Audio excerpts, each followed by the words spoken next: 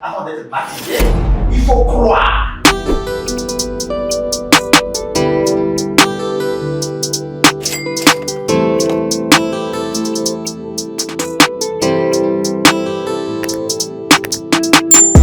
Beaucoup me posent la question. Moi qui ai été baptisé, j'ai reçu le baptême dans telle église, dans telle église, dans telle église. Est-ce que, en venant chez vous, lorsque je suis avec vous,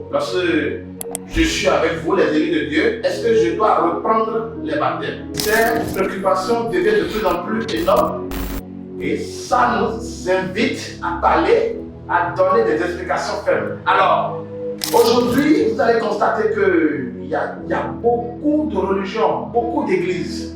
Lorsque vous entrez dans cette église, vous verrez les pasteurs qui enseignent, qui baptisent les gens, qui donnent des enseignements sur le baptême, mais en fermant la Bible.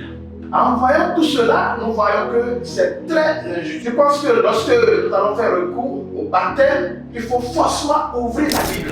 Et en ouvrant la Bible, il faut lire les recommandations du Seigneur Jésus-Christ. Ce que la Bible nous enseigne, ce que la Bible nous ordonne faire en ce qui concerne le baptême. Alors, nous allons lire dans le livre de Marc, chapitre 16, verset 15 à 17. Nous allons également lire dans le livre de Éphésiens, chapitre 2, verset 8. En lisant, vous allez comprendre que la Bible nous a laissé des recommandations très faibles. Aujourd'hui, dans les religions dont vous et moi, nous connaissons très bien, et qui baptisent les bébés, on l'a dit, allez partout, prêchez la bonne nouvelle à toute la création. Vous voyez, celui qui croira et qui sera baptisé sera sauvé. Ça veut dire, avant d'être baptisé, il faut croire. Il faut croire d'abord. Maintenant, les bébés qu'on baptise dans les églises que nous voyons, les enfants qui reçoivent des baptêmes dans les églises, dans les religions que nous connaissons, est-ce que ceux-là croient? Est-ce qu'ils ont une croyance avant d'être baptisés? Pour une interrogation. Vous voyez? Donc, pour être baptisé, il faut croire. Il faut croire d'abord au Seigneur Jésus-Christ. Nous devons comprendre que le baptême doit être fait au nom du Seigneur Jésus-Christ. Nous devrons comprendre également que le baptême est un engagement vis-à-vis de Dieu. Alors, il faut qu'on aille également sur les détails de l'expression parce que beaucoup disent non, la Bible nous recommande qu'il faut que le baptême soit fait au nom du Père, du Fils et du Saint-Esprit. Le nom du Père, le nom du Fils, le nom du Saint-Esprit, tout cela représente des expressions. Quelqu'un qui met, comme l'appelle-t-on, un enfant au monde, on peut l'appeler Papa Juanita. Papa Juanita n'est pas son nom. Non, c'est pas son nom, c'est juste, ce sont des appellations. Mais si nous devons connaître réellement le nom de Papa Juanita, il faut aller lire ce qui est écrit sur son acte de naissance. Supposons son nom c'est Abo Jacques. Donc, c'est le vrai nom, ça, le vrai nom du monsieur. L'expression qu'on a utilisée représente juste, ce sont juste des appellations. Alors, on dit Dieu le Père parce que c'est lui le créateur du ciel et de la terre. Il est Dieu le Père, il est le Père parce qu'il est le créateur du ciel et de la terre. Il est le Fils.